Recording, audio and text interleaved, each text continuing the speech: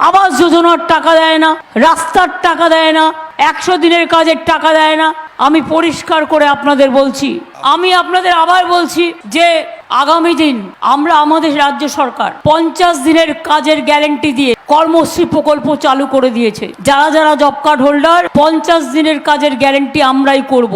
রাজ্য সরকার 50 দিন যদি কেউ কাজ করতে পারেন 60 দিন করুন, আমাদের কোনো আপত্তি নেই, আমরা করে দেব। 11 লক্ষ বাড়ির টাকা দেয়নি, বলে দুর্নীতি হয়েছে, প্রমাণ দাও।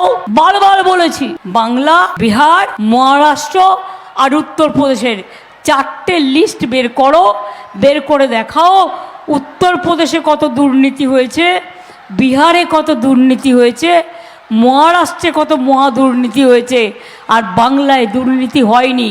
লোকালি 2-1জন বদমাইশি করেছিল, আমরা সেগুলো বাদ দিয়ে দিয়েছি। আমি আপনাদের বলি, আফটার ইলেকশন 11 লক্ষ বাড়ির টাকা আমরাই দেবো। বাংলার বাড়ির টাকা, আমাদের মোদির কাছে ভিক্ষা চাইতে আমরা যাব না।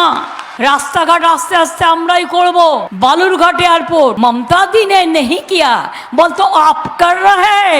रुपया कौन दिया, जमीन कौन दिया है, ममता दी ने दिया है। और आप बदमाशी कर रहे हैं, आप भ्रष्टाचारी कर रहे हैं। बदमाशेर दल একটা, পকেট মারের দল, লুঠেরার দল, জুমলাবাজির দল, ভাওতাবাজির দল। কখনো সিবিআই, কখনো এনআইএ, কখনো ইনকাম ট্যাক্স বিজেপির সাথে ঘুরে বেড়াচ্ছে। বর্ডারে গেলেই বিএসএফ গুলি করে মারছে, গুলি করে মারার কোনো অধিকার বিএসএফ এর নেই। যদি কেউ ধরা পড়ে পুলিশকে দেবে, পুলিশ আইনত বিচার করবে, আপনি গুলি করবার কে? আমি আবার আপনাদের বলি, বিনা পয়সায় রেশন থেকে শুরু করে, স্বাস্থ্যসাথী কার্ড থেকে শুরু করে, লক্ষ্মীর ভাণ্ডার থেকে শুরু করে, কন্যাশ্রী থেকে শুরু করে, রূপশ্রী থেকে শুরু করে, ঐক্যশ্রী থেকে শুরু করে, সাইকেল থেকে শুরু করে, স্মার্ট কার্ড থেকে শুরু করে, কিষানদের 10,000 টাকা ভাতা দিই, সেগুলো থেকে শুরু করে সব চলছে এবং চলবে। শুধু একটা কাজ করতে হবে, বিজেপিকে ভারতবর্ষ থেকে বিদায় দিতে হবে। জিজ্ঞেস করুন এখানকার যিনি এমপি ছিলেন, তার নামটাও নাকি ঠিক মতো বলতে পারেনি। না পেরেছে লোকসভা কেন্দ্রের নাম, না পেরেছে প্রার্থীর নাম। তিনি কেন বারবার বলেছেন বাংলার টাকা বন্ধ করে দাও?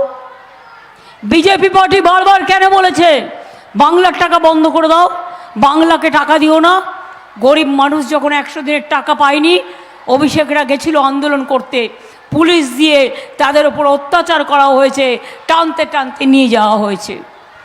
কয়েকদিন আগেও ডিরেক্টররা গিয়েছিল ইলেকশন কমিশনের অফিসে বিচার চাইতে। সারা রাত ওরা থানায় ছিল, ওরা সারা রাত থানায় থেকে বিদ্রোহ করেছে। এই যে মমতাওয়ালা ঠাকুরদের দেখছেন, আসামে যখন এনআরসি নিয়ে আন্দোলন হয়েছিল, ওরা গিয়েছিল, আসামে ওদের ঢুকতে দেয়নি, এয়ারপোর্টে ওদের পিটিয়েছিল। হাতরাসি যখন ঘটনা ঘটেছিল, ওরা গিয়েছিল, সেদিনও কিন্তু ওদের ঢুকতে দেয়নি। মনে রাখবেন, তৃণমূল কংগ্রেস সবসময় মানুষের পাশে আছে।